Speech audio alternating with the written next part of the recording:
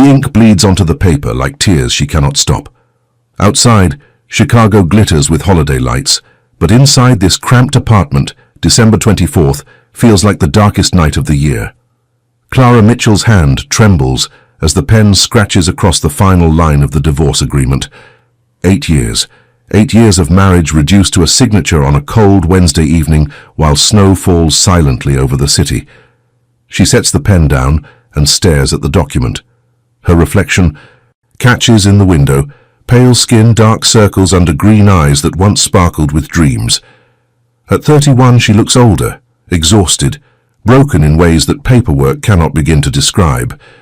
The apartment is small, barely 600 square feet, in a building that has seen better decades. The radiator clanks and hisses, fighting a losing battle against the winter chill. Clara pulls her cardigan tighter around her shoulders and watches her breath form small clouds in the air. The heat bill arrived yesterday. She cannot afford it. She cannot afford much of anything anymore. Her phone buzzes. A message from her lawyer. Documents received. Filing tomorrow. Merry Christmas. The words feel like a cruel joke. There is nothing merry about this Christmas. There is nothing merry about signing away the life she thought she would have. Clara remembers the wedding, a courthouse ceremony, quick and practical, because Daniel said they did not need the expense of a big celebration. She wore a simple white dress she found on sale. He wore the same suit he wore to work. There were no flowers, no music, no dancing, just 2 signatures on a different set of papers, and a promise she believed would last forever.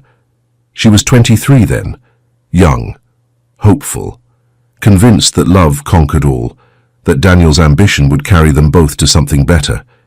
He was handsome, confident, working his way up in a financial firm downtown. He talked about the future like it was a territory waiting to be conquered. She believed every word. The early years were not terrible. Small apartment, tight budget, but they made it work.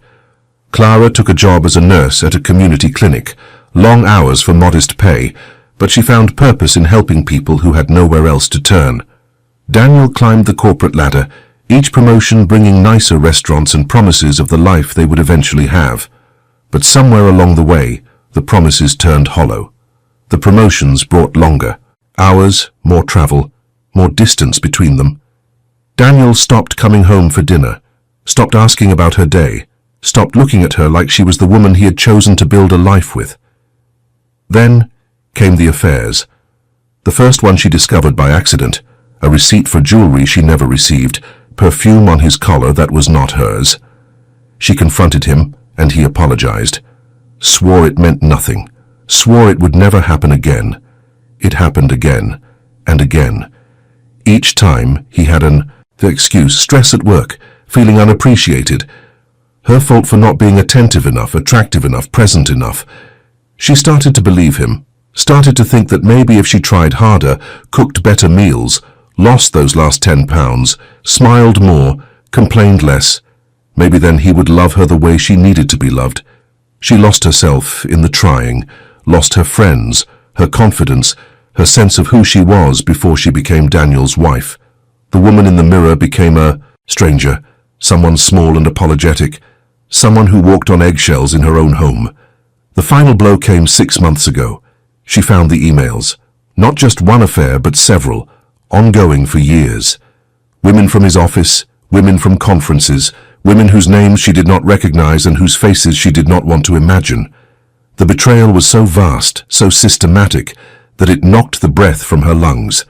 She confronted him one last time. He did not apologize. Instead, he laughed. Actually, laughed. Told her she was naive to think she could ever keep a man like him satisfied. Told her she was lucky he had stayed this long. Told her she should be grateful. Clara filed for divorce the next morning. The process has been brutal.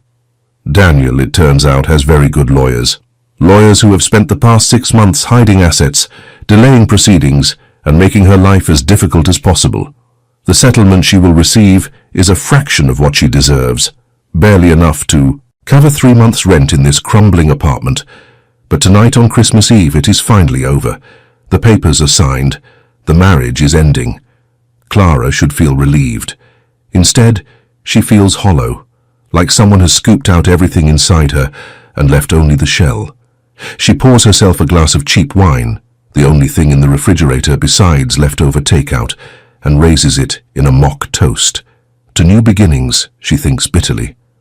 To starting over with nothing at 31. The wine tastes like defeat. Her phone buzzes again. This time it is a text from her mother.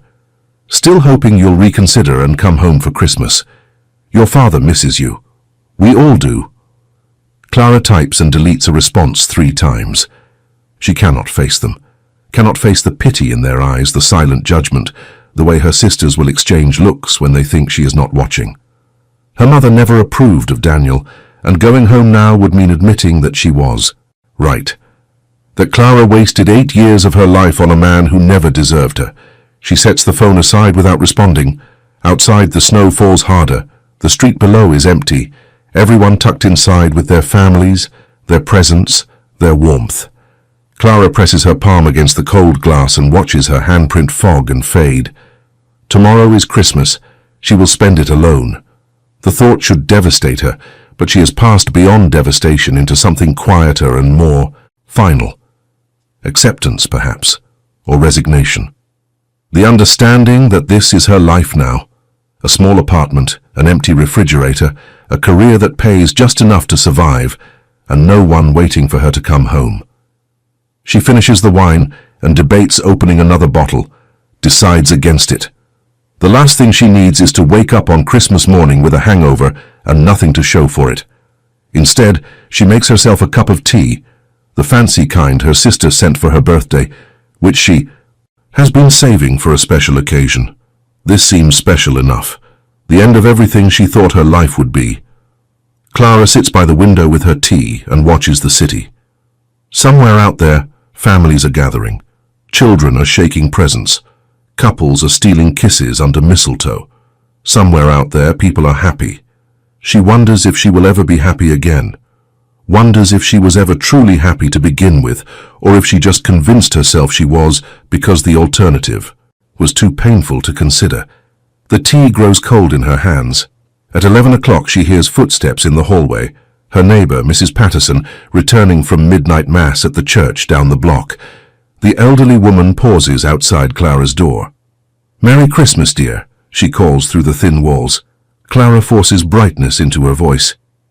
"Merry Christmas, Mrs. Patterson."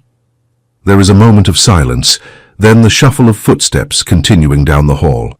Mrs. Patterson is the closest thing Clara has to a friend in this building. They share tea sometimes, talk about the weather, complain about the landlord, small comforts in an increasingly comfortless world. Clara rinses her teacup and prepares for bed. The sheets are cold, the mattress old and sagging. She bought new bedding when she first moved in, trying to make the space feel like home.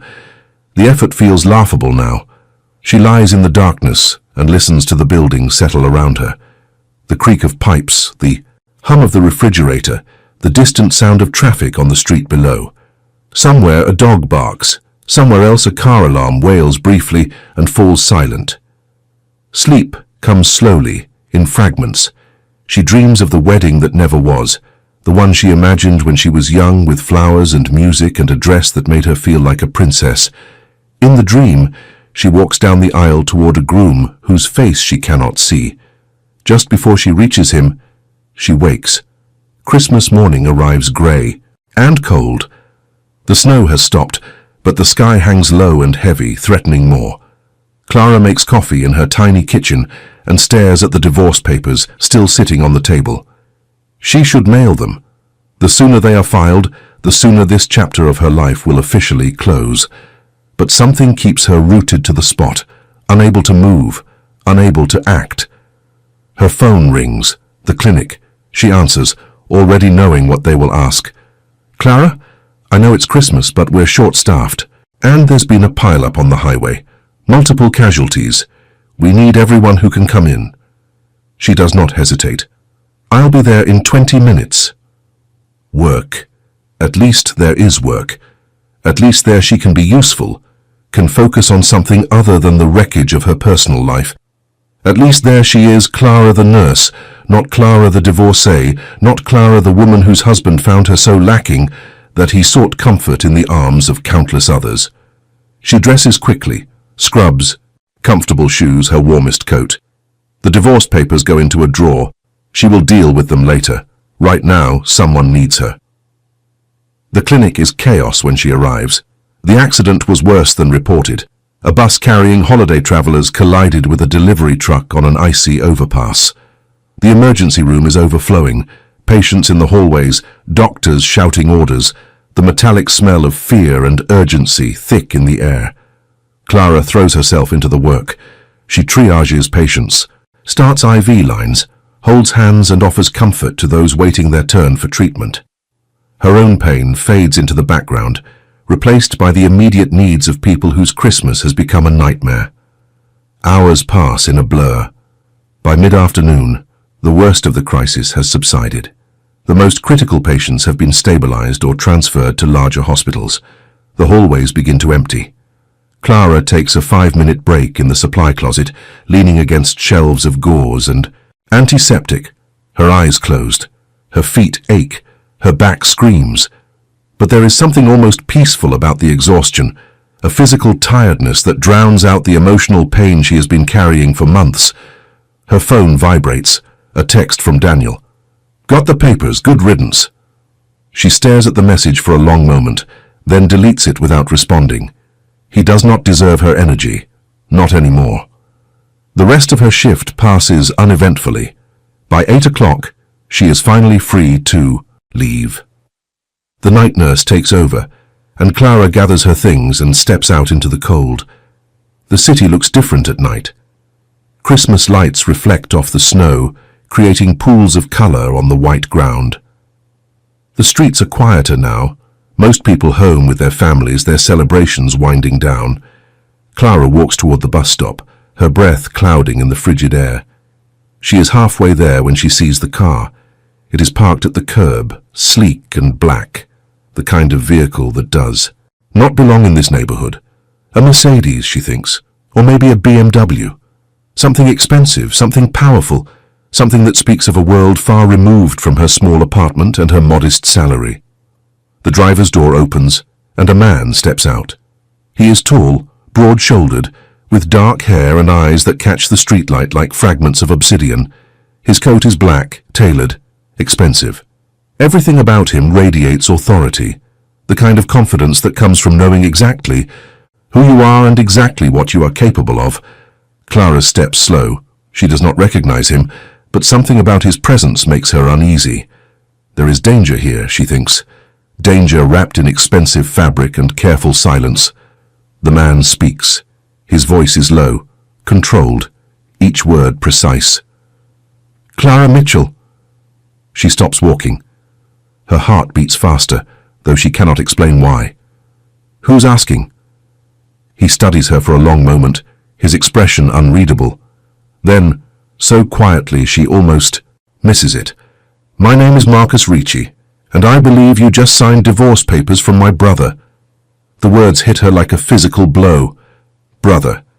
Daniel has a brother she never knew existed, standing on a frozen Chicago street on Christmas night, watching her with eyes that hold secrets she cannot begin to imagine. "Daniel doesn't have a brother," she says, but even as the words leave her mouth, she knows they are not true. She knows because Daniel never talked about his family, never introduced her to relatives, never mentioned parents or siblings or anything from his past. She accepted it, assumed there was pain there, assumed he would share when he was ready. He never did. And now she understands why. Marcus Ricci takes a step closer.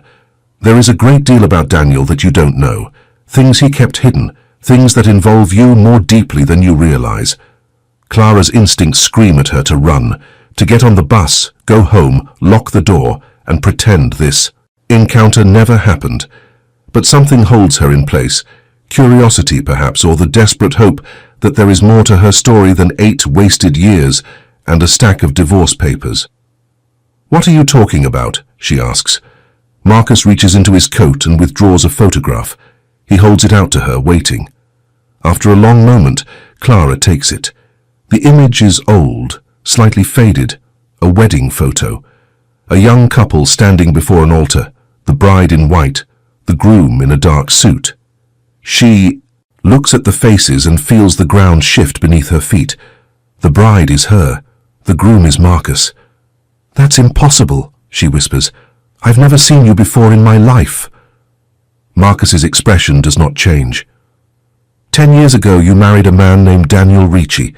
Except Daniel Ricci does not exist. He is a fiction, an identity created by my younger brother to escape his obligations and to steal you from me. Clara's head spins. The photograph trembles in her hand. "This doesn't make sense. None of this makes sense." "It will," Marcus says quietly. "But not here, not on the street. Come with me, and I will explain everything." Every rational part of her mind screams, "No. Do not get into a car with a stranger. Do not follow a man who claims impossible things. Do not trust, do not believe, do not hope." But Clara Mitchell has spent 8 years being careful, being safe, being small. And where has it gotten her? A failed marriage, a cold apartment, a Christmas spent alone. Maybe it is time to be something else. She meets Marcus Ricci's eyes. "If you're lying to me, I will make you regret it." Something flickers across his face, surprise perhaps, or something closer to respect. "I have never lied to you, Clara. Not once. That is more than my brother can say." Clara takes a breath. Then she walks toward the car. The door opens. The warmth inside beckons. Beyond the frosted windows, the city glitters with Christmas lights, beautiful and cold and indifferent to the ordinary dramas playing out in its streets. Clara steps inside. The door closes behind her, and as the car pulls away from the curb, she realizes that whatever comes next, her life will never be the same. Check if you're already subscribed to this channel. These stories are journeys of transformation, and when you subscribe, you become part of a community that believes in second chances, in love that survives against all odds. Hit that subscribe button and join us. The drive takes them north, away from the crowded streets and cramped apartments, toward neighborhoods where houses grow larger and lots grow wider. Clara watches through the window as the landscape transforms, brick bungalows giving way to Tudor revivals, giving way to sprawling estates hidden behind iron gates. Marcus does not speak. He sits beside her, his presence solid and watchful, his gaze occasionally shifting to check the mirrors or study the road ahead. The driver, a stocky man with a shaved head and careful eyes, navigates the icy streets with practiced confidence. Clara's mind races. The photograph sits in her lap, that impossible image of a wedding she does not remember. She looks at her own face in the picture, younger but unmistakably her, and tries to find some trace of the memory. There is nothing, only blankness where something should be. "How is this possible?" she asks finally, her voice barely above a whisper. "I don't remember any of this." Marcus turns to look at her. In the dim light of the car, his features soften slightly, losing some of their sharp edges. "What do you remember about the weeks before you met Daniel?" Clara thinks back. She was 22, fresh out of nursing school, working her first job at a hospital downtown. She remembers the exhaustion, the excitement, the overwhelming sense of finally being an adult with a real career. She remembers meeting Daniel at a coffee shop near the hospital, his easy smile, his confident charm. But before that, the weeks before, the memory is hazy. There was a trip, she thinks, a conference or a vacation. She cannot quite grasp it. The details slip away like water through her fingers. "I don't know," she admits. "It's fuzzy, like trying to remember a dream." Marcus nods slowly. "That is because those memories were taken from you." The words hang in the air between them, heavy and impossible. "Taken?" Clara repeats. "What do you mean, taken?" "There are substances," Marcus says carefully, "that can affect memory, make you forget, make you believe that certain things never happened while other things are invented to fill the gaps. My brother, the man you knew as Daniel, used one of these substances on you." Clara's stomach drops. She thinks of all the times she questioned herself during the marriage, all the times Daniel told her she was remembering things wrong, that conversations never happened, that she was imagining problems that did not exist. She thought it was her fault, thought she was going crazy. "He made me forget you," she says slowly. "He made me forget that I was already married." "Yes. Why?" The question comes out raw, stripped of politeness or pretense. Clara needs to understand, needs to know why her life became a lie, why 8 years disappeared into the possession of a man who never loved her, never even saw her as fully human. Marcus is silent for a long moment. When he speaks, his voice is quieter than before. "Because I am the head of a family that operates outside the law. A family my brother wanted to destroy. And you, Clara, you were the one thing he knew would hurt me most to lose." The car turns onto a private road lined with bare trees. Ahead, lights glow in the darkness. A house, impossibly large, rising against the night sky like a fortress of stone and glass. "You're telling me you're in the Mafia," Clara says flatly, "and that your brother stole me to get back at you." "I am telling you that I loved you," Marcus says, "that I married. You promised to protect you, built a life with you that my brother envied, and when he could not have what I had, he decided to take it." The car stops before a set of massive iron gates. The driver presses something on the dashboard, and the gates swing open, revealing a sweeping driveway that curves toward the main entrance. Clara does not move. Her hand rests on the door handle, but she cannot bring herself to open it. "If all of this is true," she says slowly, "why didn't you come for me sooner? Why wait 8 years? Marcus looks at her with something that might be pain. "Because for 8 years I thought you were dead. My brother told me there was an accident, showed me evidence, held a funeral. I grieved you, Clara. I tried to move on with my life, but I never stopped loving the memory of you." "Then how did you find out?" 3 months ago, one of my associates saw you entering a clinic downtown. He recognized you from photographs, the ones I could never bring myself to destroy. He followed you, confirmed your identity, and brought me the news that my wife was alive." Clara closes her eyes. The information is too much, too fast, a flood of revelations that threatens to drown her. "So for 3 months, you've been watching me," she says, "waiting. Waiting for the right moment," Marcus confirms. "Waiting until you were free of him. Tonight, when you signed those papers, you ended the false marriage. Now I can tell you the truth." The truth. Clara is not sure. She knows what that word means anymore. Everything she thought was real has been revealed as a lie. The husband she trusted was a fraud. The life she built was based on stolen memories. Even her own mind has been compromised, rewritten by chemicals and manipulation. She opens her eyes and looks at the house before her. It is beautiful, she realizes. Stone walls covered in dormant ivy, tall windows glowing with warm light, snow blanketing the grounds like a white quilt. It looks like something from a fairy tale, a place where happily ever afters might actually come true. But Clara stopped believing in fairy tales a long time ago. "I need time," she says. "I need to process all of this." Marcus nods. "Take all the time you need, but know that you are safe here. Whatever you decide, whatever you remember or choose to forget, I will not force you into anything." Clara meets his eyes. There is sincerity there, she thinks, or something that looks like it. After years of lies, she is not. Sure, she can trust her own judgment anymore, but she is also tired. Tired of the cold apartment, tired of being alone, tired of pretending that her life is fine when every part of it feels like it is falling apart. She opens the car door and steps out into the snow. The cold air bites at her cheeks, but she barely notices. She is focused on the house, on the lights in the windows, on the man walking beside her toward the entrance. The door opens before they reach it. Warmth spills out, accompanied by the smell of something cooking. Roast turkey, she thinks, and fresh bread. A woman in a black dress stands in the doorway, her expression carefully neutral. "Mr. Ricci," she says, "welcome home.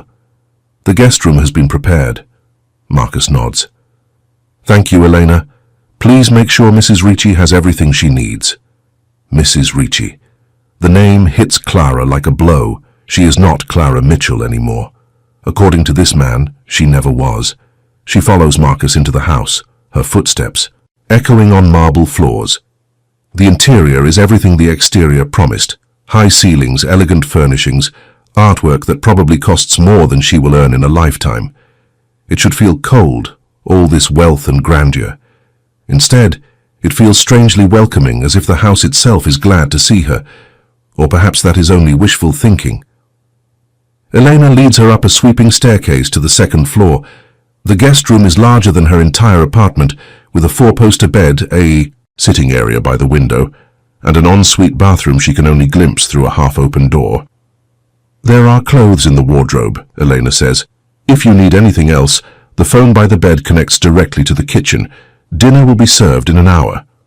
Clara nods, unable to find words. When Elena leaves, closing the door softly behind her, Clara sinks onto the edge of the bed and finally allows herself to breathe.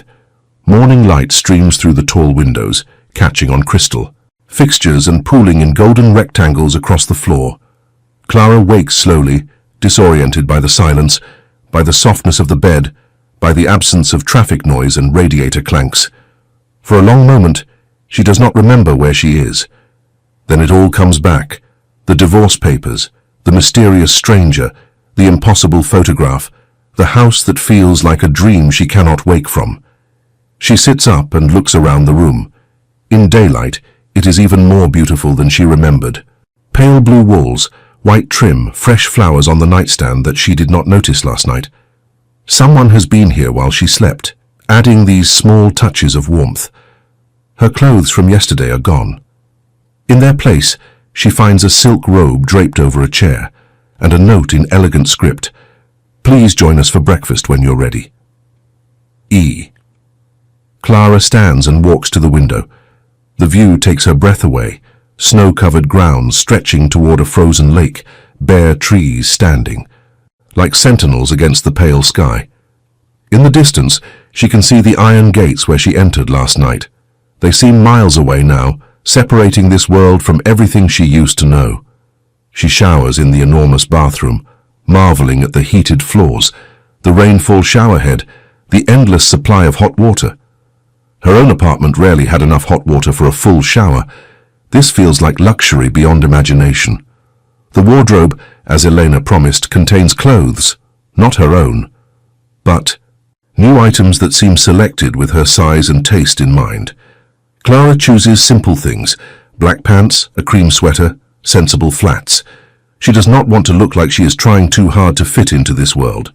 When she is ready, she opens the bedroom door and steps into the hallway. The house is quiet. She follows the sound of distant voices and the smell of coffee until she finds a sunlit breakfast room overlooking a garden. Marcus is there, seated at a long table covered with more food than 3 people could possibly eat. He looks different in daylight, less imposing, more human. He wears a simple grey sweater instead of last night's tailored coat, and there are lines around his eyes that suggest sleepless nights. "Good morning," he says, rising as she enters. "I hope you slept well." "Better than I have in months," Clara admits. She takes the seat he indicates across from him and accepts the cup of coffee that Elena pours. "This is all very overwhelming." Marcus nods. "I imagine it is. I've had 3 months to prepare for this conversation. You've had 12 hours. Clara wraps her hands around the warm cup and studies his face. She is looking for something. Deception, maybe, or the cruelty she grew accustomed to seeing in Daniel's eyes, but all she finds is patience, concern, perhaps even hope. "Tell me about us," she says. "Tell me how we met. Tell me about the life I don't remember." Marcus sets down his fork and leans back in his chair. His gaze grows distant, focused on something only he can see. "We met at a gallery opening," he begins. "A mutual friend invited you. I saw you standing in front of a painting, some abstract piece I didn't understand, and you were crying.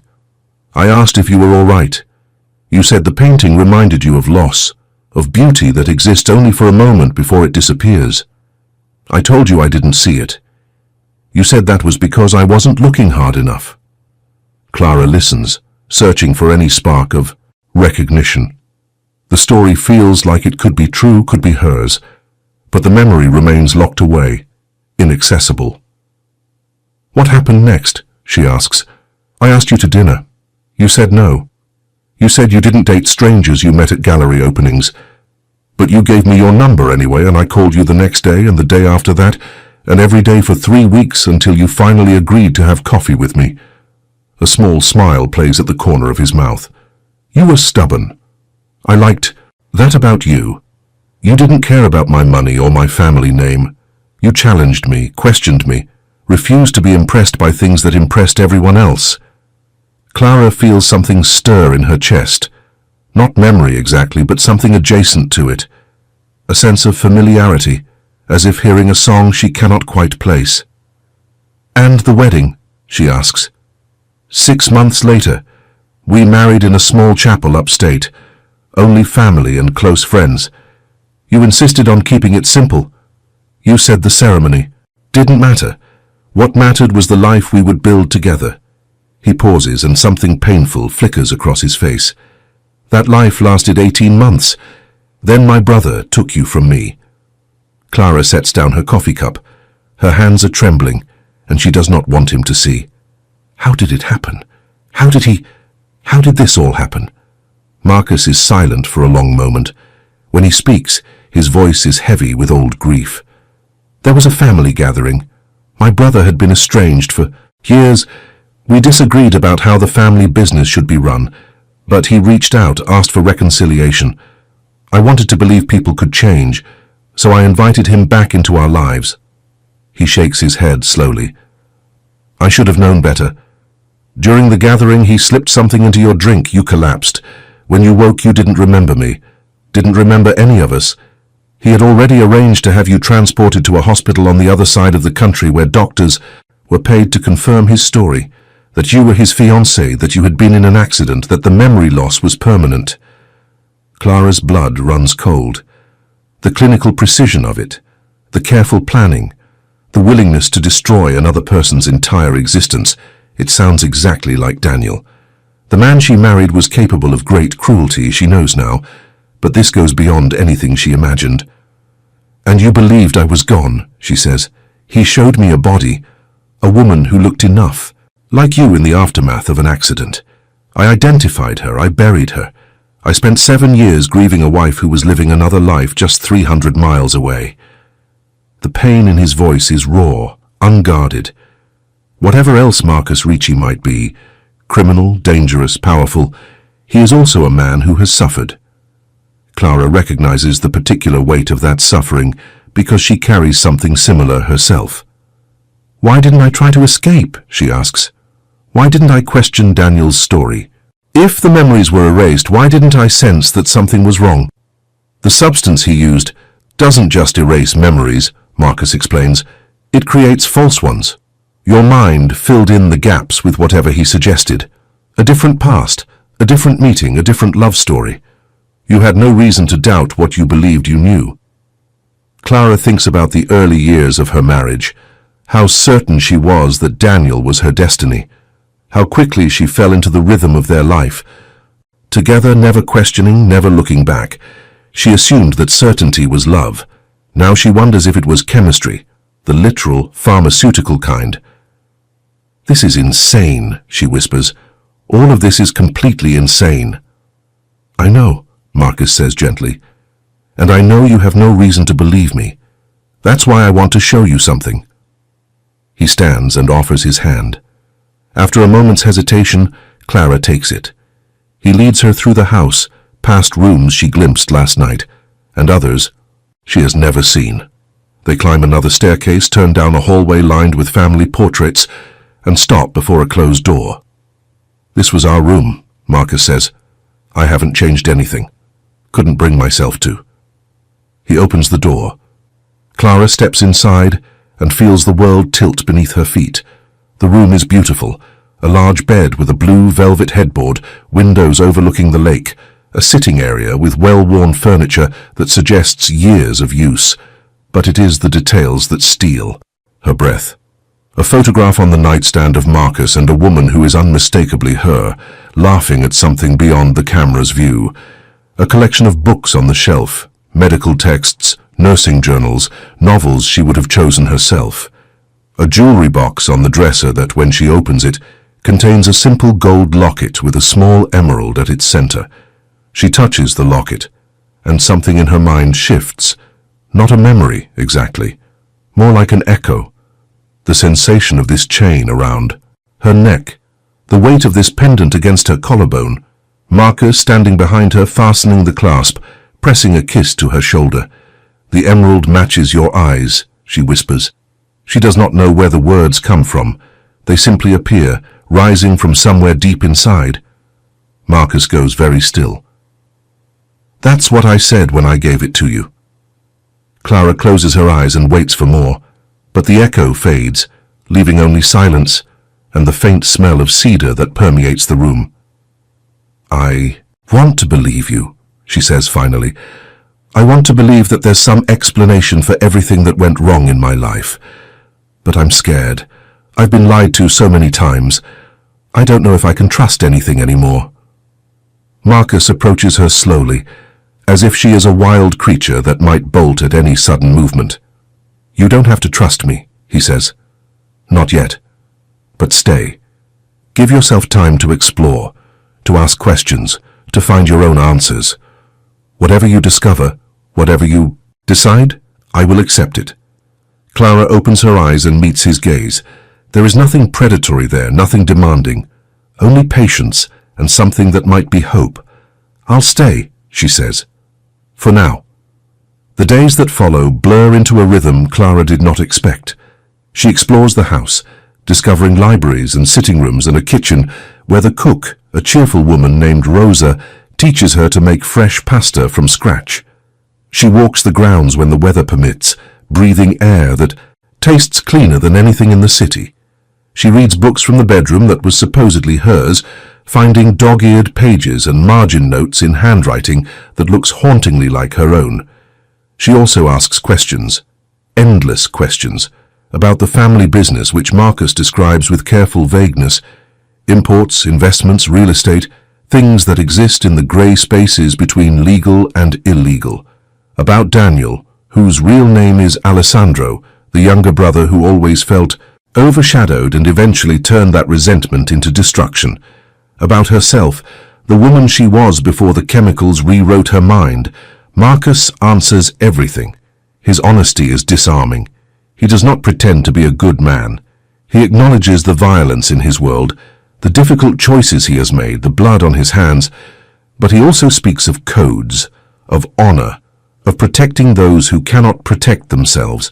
He describes a world that is morally complex rather than simply evil. Clara finds herself drawn into his orbit despite her reservations.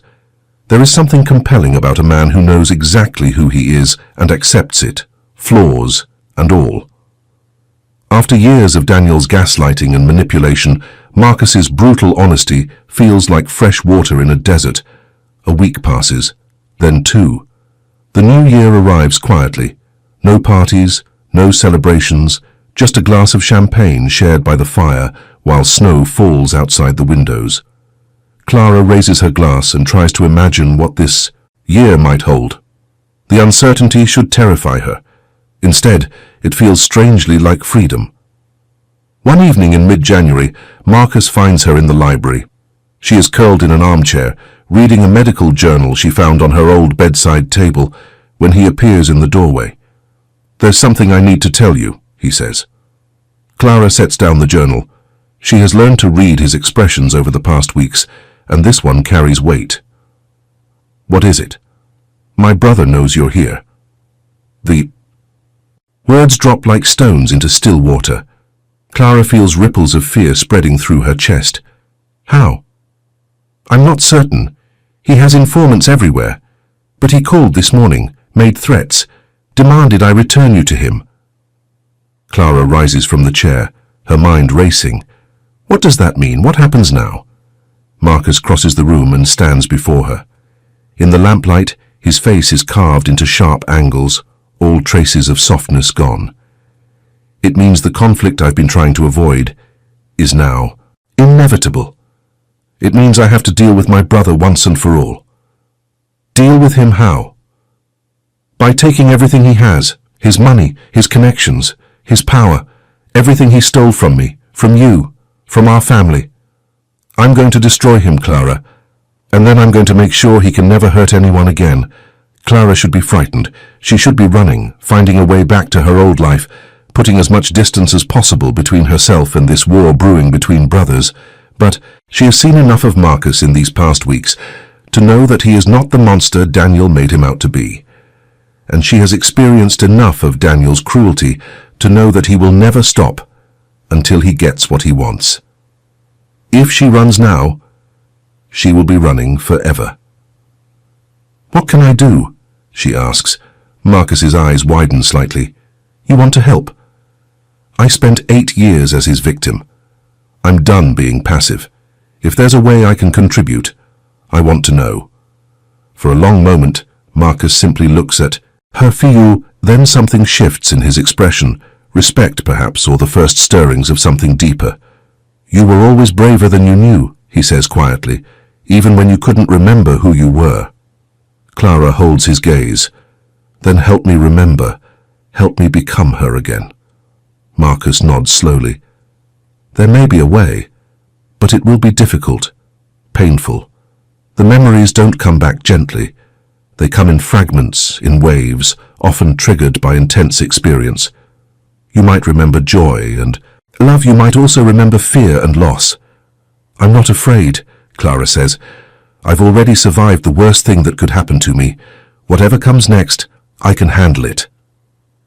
Marcus studies her for another long moment. Then he reaches out and takes her hand, the first time he has touched her since that night in the car. "Then we begin tomorrow," he says.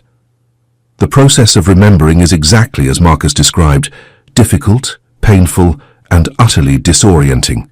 He brings in doctors, specialists, people who understand how the mind stores and retrieves information. They try hypnosis, guided meditation, sensory triggers. Each session leaves Clara exhausted, her head pounding, her heart racing with emotions she cannot name. But slowly, impossibly, the memories begin to return. They come in fragments at first. A flash of color, the green of the gallery wall where they first met, the sound of Marcus's laugh, rich and warm, responding to something she cannot remember saying, the taste of wine on her lips during what might have been their first dinner together. Then larger pieces, walking through a farmer's market on a Sunday morning hand in hand, arguing about which cheese to buy, sitting on the porch of a cabin somewhere in the mountains, watching stars appear one by one as the sun set. Marcus reading to her in bed, his voice low and rhythmic, lulling her towards sleep. With each recovered memory, Clara feels herself becoming more whole. The blank spaces in her mind begin to fill, and with them comes a deeper understanding of who she was, who she is. She was not Daniel's timid wife, constantly apologizing for taking up space. She was Clara Ricci, a woman who faced the world without flinching, who loved fiercely and laughed easily and never let fear dictate her choices. She wants to be that woman again. 3 weeks into the process, she remembers the wedding, standing before an altar in a small stone chapel, snow falling outside the windows, Marcus waiting. For her with eyes that shone with tears he was too proud to shed. She remembers the vows they wrote themselves, promises that felt as solid as the mountains surrounding them. She remembers the moment he slid the ring onto her finger and she thought, "This is the rest of my life. This is where I belong." She cries for hours after that memory surfaces, not from sadness but from grief for all the years she lost, all the experiences that were stolen, all the moments of joy that should have been hers, but were replaced with Daniel's empty promises and hollow affection. Marcus holds her through it all. He does not try to fix anything or offer platitudes. He simply sits with her, his presence steady and warm, until the tears finally subside. "I remember loving you," she tells him when she can speak again. "I remember choosing you. I remember believing we would grow old together." He presses his forehead to hers.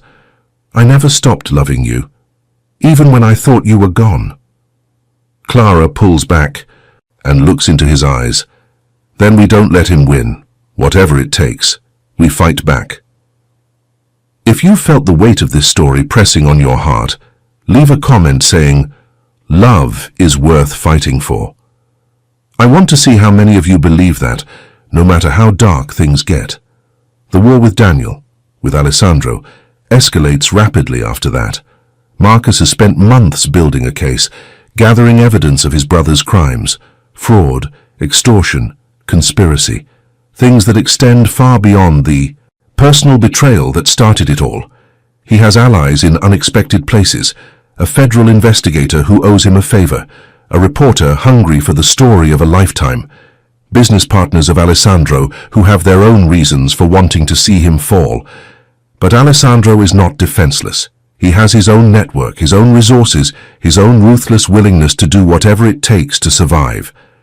The threats begin almost immediately. Phone calls, surveillance, attempts to isolate Marcus and Clara from anyone who might help them. Clara refuses to hide.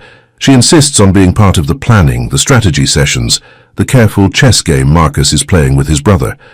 Her medical training proves unexpectedly useful. She can read people's physical cues, detect lies, identify weaknesses. And her 8 years living with Alessandro have given her insight into how he thinks, how he operates, what he fears. He's terrified of being exposed, she tells Marcus one evening. He's built this whole identity as a legitimate businessman. If people find out what he really is, what he's done, everything he's worked for crumbles. So we expose him publicly, Marcus says. Yes, but it has to be airtight. He's smart. He'll have backup plans, ways to spin the story. We need something he can't talk his way out of. They work together, poring over documents and recordings, building a case that will destroy Alessandro, not just legally, but socially, professionally, permanently. It is exhausting work, made more exhausting by the constant threat of discovery, the knowledge that Alessandro has eyes everywhere and will stop at nothing to protect himself. But Clara discovers something unexpected in the struggle. She discovers her own strength. The woman who emerged from her marriage with Daniel was broken, uncertain, convinced of her own inadequacy. The woman working alongside Marcus is confident, capable, unafraid. She is becoming someone she never knew she could be. One night, after a particularly productive strategy session, Clara finds herself alone with Marcus in his study. The fire has burned down to embers, and the house is quiet around them. "Can I ask you something?" she says. "Anything." "If I never remember everything, if there are gaps that never fill in, would that change how you feel about me?" Marcus looks at her for a long moment. "I fell in love with you 10 years ago. I've spent the last weeks falling in love with you all over again. You're different. Ours is stronger in some ways, harder. But the core of you, the things that made me want to spend my life with you, those haven't changed. They can't be erased." Clara moves closer to him. "I'm scared," she admits. "Not of Alessandro, not of what's coming. Scared of this. Scared of feeling something real again after spending so long believing I didn't deserve it." Marcus reaches up and cups her face in his hands. His touch is gentle, almost reverent. "You deserve everything, Clara. Everything he stole from you and more. I want to give it to you, if you'll let me." Clara closes her eyes. She feels the warmth of his hands, the steadiness of his presence, the pull of something that transcends memory or chemistry or circumstance. This is not the false certainty she felt with Daniel, manufactured by drugs and manipulation. This is something older and truer, something that has survived years of separation and grief and loss. She opens her eyes and makes her choice. "Then give it to me," she says. When she kisses him, the world falls away. There is no Alessandro, no conflict, no danger. There is only this moment, this connection, this man who has waited nearly a decade for his wife to come home. Spring arrives late that year, the snow clinging stubbornly to the ground well into April. But when it finally melts, it reveals something unexpected. New life pushing up through the frozen earth, green shoots reaching toward a sun that has been absent for too long. Clara watches from the window of the bedroom that is now definitively hers. Not a guest room, not a relic of the past, but a space she has made her own. She has rearranged the furniture, added photographs from the memories she has recovered, filled the shelves with books she is slowly making her way through. It feels like home in a way her apartment in the city never did. But the peace cannot last forever. Alessandro has been quiet for too long, and Marcus is growing uneasy. He's planning something, he tells Clara, one evening. I can feel it. The silence is never good. 2 days later, the silence breaks. Clara is at the clinic. She has returned to work, unable to stay idle while her nursing license gathers dust, when her phone rings, an unknown number. She almost ignores it, but something makes her pick up. Hello, Clara. Her blood turns to ice. She would know that voice anywhere, even though she has spent months trying to forget it. Alessandro. So you remember my real name now? How touching. I see. My brother has been busy filling your head with his version of events. Clara steps into an empty examination room and closes the door. Her heart is pounding, but she keeps her voice steady. His version is the truth. Is it? And how would you know? Your memory is Swiss cheese, Clara. You believe whatever the last person told you. It's one of the things I always found charming about you. Rage rises in her chest, hot and cleansing. What do you want? What I've always wanted. You. And I'm willing to do whatever it takes to get you back. I'm not yours, Clara says. I never was, not really. We'll see about that. The line goes dead. Clara stands frozen for a long moment, the phone still pressed to her ear. Then she calls Marcus. He contacted me, she says when he answers. He's making his move. Where are you? At the clinic. Stay there. I'm sending someone to bring you home. No. The word comes out sharp, definite. I'm not running. I'm not hiding. I'm done letting him control my life. There is a pause on the other end of the line. Then Marcus says, What do you want to do? Clara thinks of everything she has learned in the past months, the memories she has recovered, the strength she has discovered, the love she has reclaimed. She thinks of Alessandro, of the way he systematically dismantled her sense of self and replaced it with something small and manageable. She thinks of all the women before her, all the people he has used and discarded, all the damage he has caused without consequence. I want to end this, she says, once and for all. The plan comes together quickly. Marcus has been building toward this moment for months, assembling resources and allies, creating contingencies for every possible scenario. But Clara's confrontation with Alessandro adds urgency to everything. They cannot afford to wait anymore. The strategy is complex, but elegant. They will expose Alessandro at a charity gala he is hosting, a public event filled with the elite of Chicago society, people whose good opinion he desperately needs. The evidence will be presented simultaneously to law enforcement, media outlets, and his most important business partners. By the time the night is over, his reputation will be in ruins, his assets frozen, his empire crumbling around him. But there is a complication. He'll see it coming, Clara says during the final planning session. He knows we're coming for him. He'll be watching for any sign of attack. Which is why we need a distraction, Marcus says. Something that will keep his attention focused elsewhere while we make our move. Clara takes a deep breath. I'll do it. The room goes silent. Marcus's expression darkens. Absolutely not. Listen to me. He wants me. He's obsessed with getting me back. If I show up at the gala, if I pretend to be interested in reconciliation, he won't be able to resist. He'll be so focused on winning that he won't notice anything else. It's too dangerous. Everything about this is dangerous, but I'm the only one who can get close enough to make it work. Marcus opens his mouth to argue, but Clara holds up her hand. This is my choice, my life. He took 8 years from me. I'm not letting him take anything else. The gala is held in early May in a historic ballroom downtown.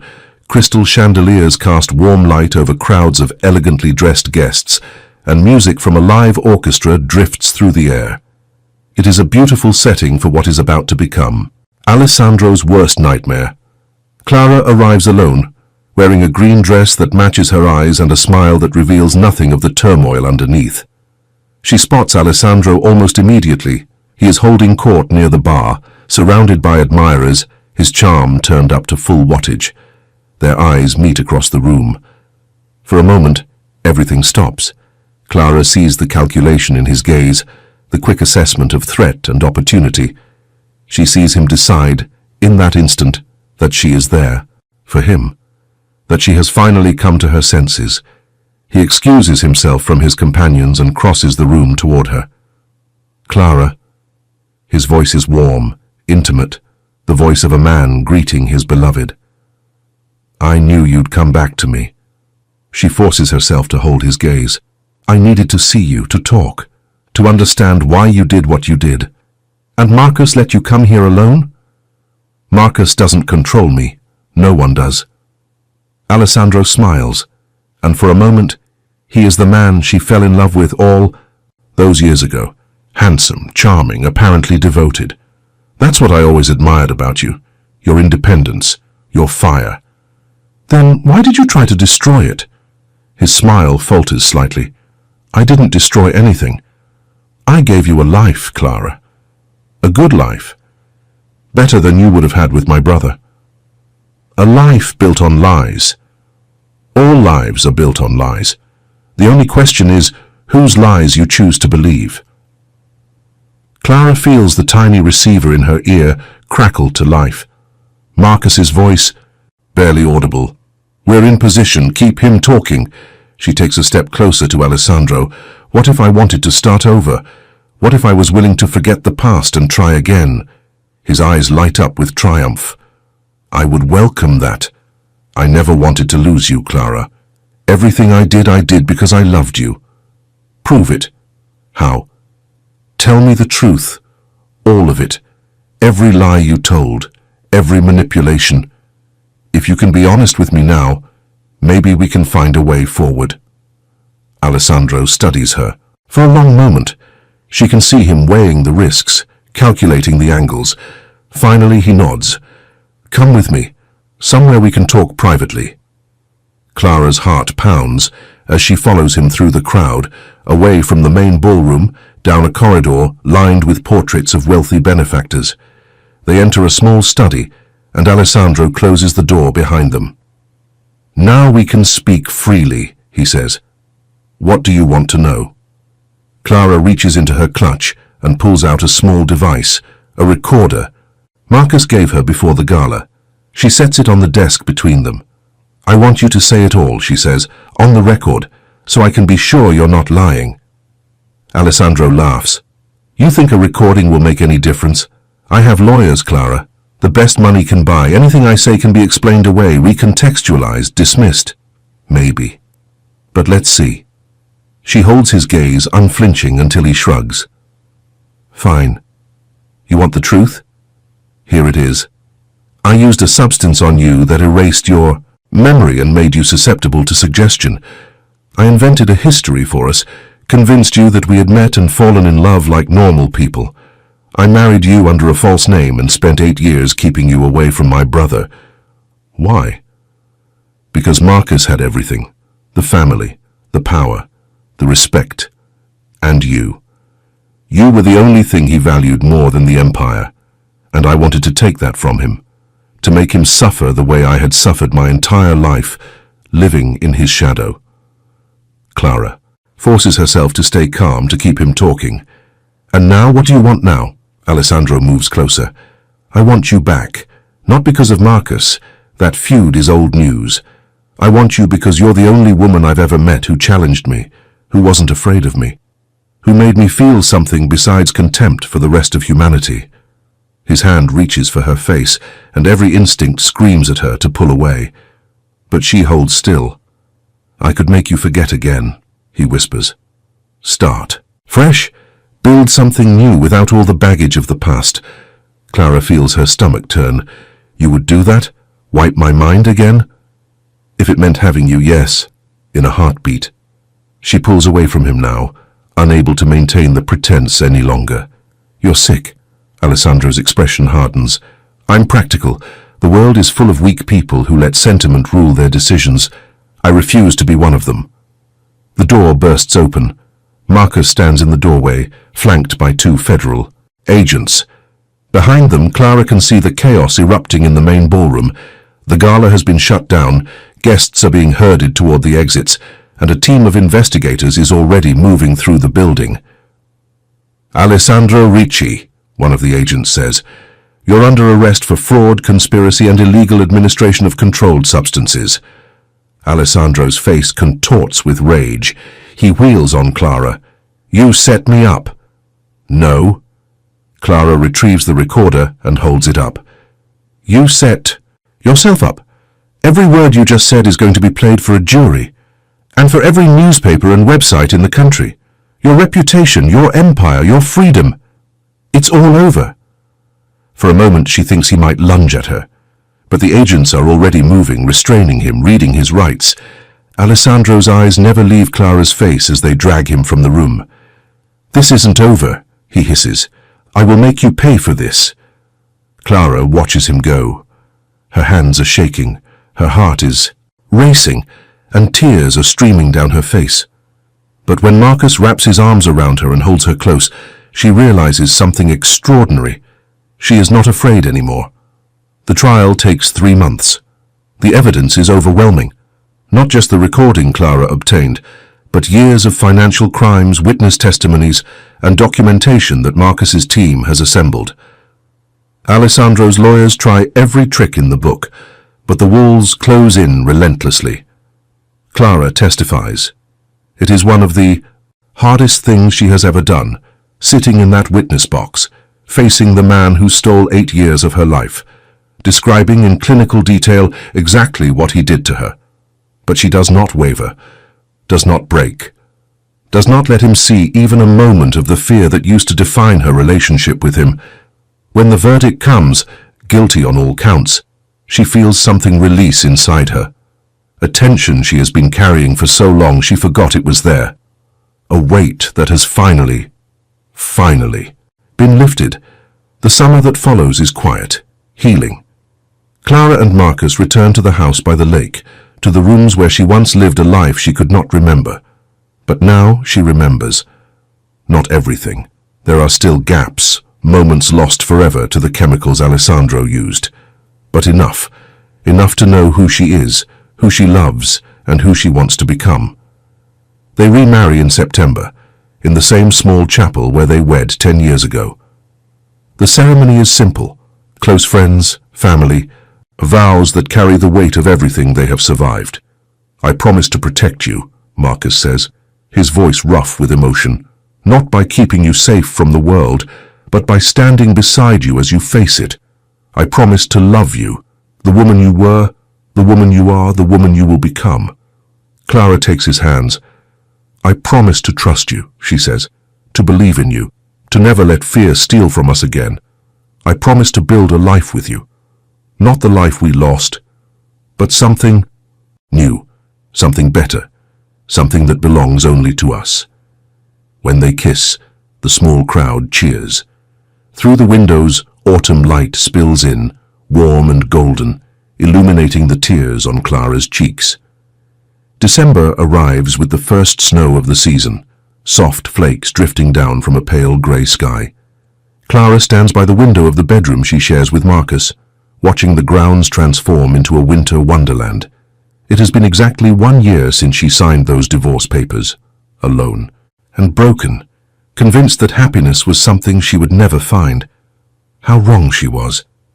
Behind her, Marcus stirs in the bed. "Come back," he murmurs, his voice thick with sleep. "It's cold without you." Clara smiles and crosses the room to rejoin him. He wraps his arms around her, pulling her close, and she settles into the warmth of his embrace. "I was thinking," she says. "Dangerous," she laughs softly. "I was thinking about last Christmas, about how lost I was, about how I couldn't imagine anything ever getting better."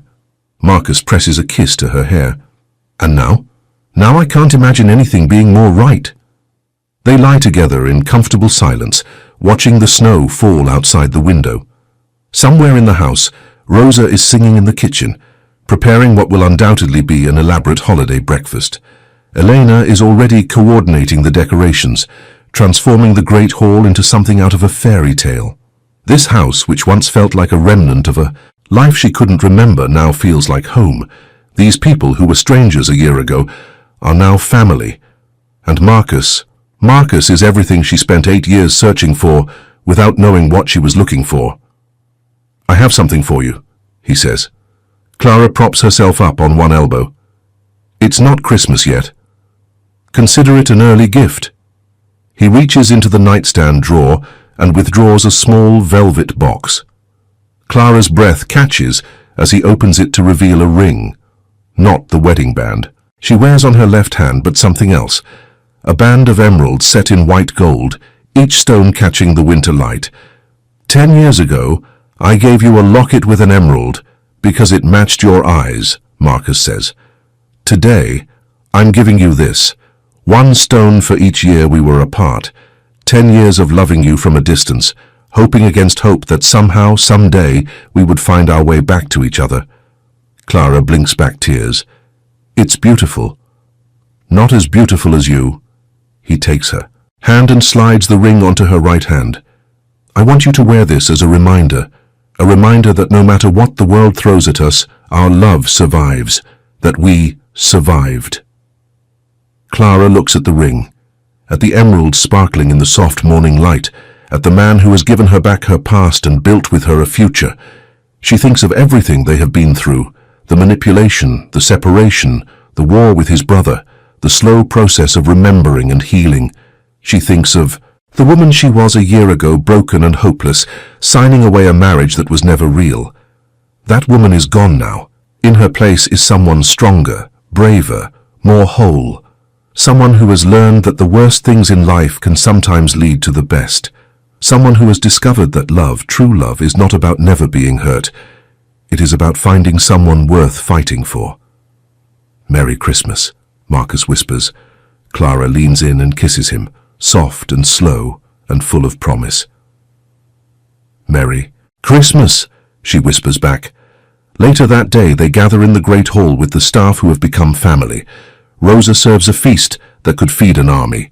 Elena organizes the gift exchange with military precision. There is laughter, warmth, the particular joy that comes from being surrounded by people who care.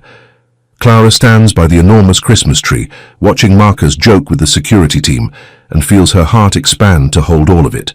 The lights, the music, the voices raised in celebration, the snow falling softly outside, the sense of belonging that she spent so many years searching for. She remembers suddenly that cold apartment a year ago, the wine that tasted like defeat, the divorce papers that felt like the end of everything. She remembers the pain, the loneliness, the conviction that she would never be happy again.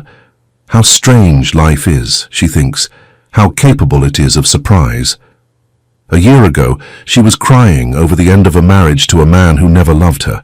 Today she is celebrating Christmas with the man who loved her all along, who never stopped searching for her, who never gave up hope.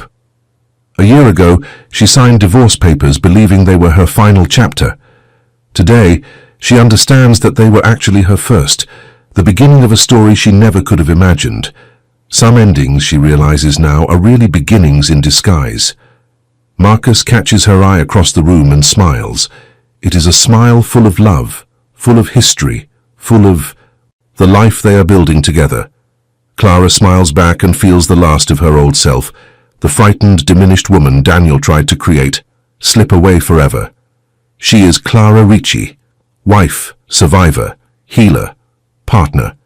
She is a woman who walked through the fire and emerged stronger. A woman who lost everything and found something better. A woman who signed divorce papers on Christmas and discovered, in that act of ending, the key to her true beginning. The snow keeps falling. The lights keep twinkling. And Clara, wrapped in the warmth of her real family, her real home, her real life, finally understands what it means to be whole. If you've watched this far, it's because you liked this story. Leave a comment saying, I've watched this far, so I can get to know you and see who really enjoys the stories here on the channel. Don't forget to hit that like button if this story touched your heart. subscribe if you haven't already, and share this with someone who needs to hear that love can survive anything, even 8 years of lies, because this is what we do here. We tell stories of survival, stories of love that refuses to die, stories of people who lose everything and find something better. Until next time, remember, some endings are really beginnings in disguise, and your story is just getting started.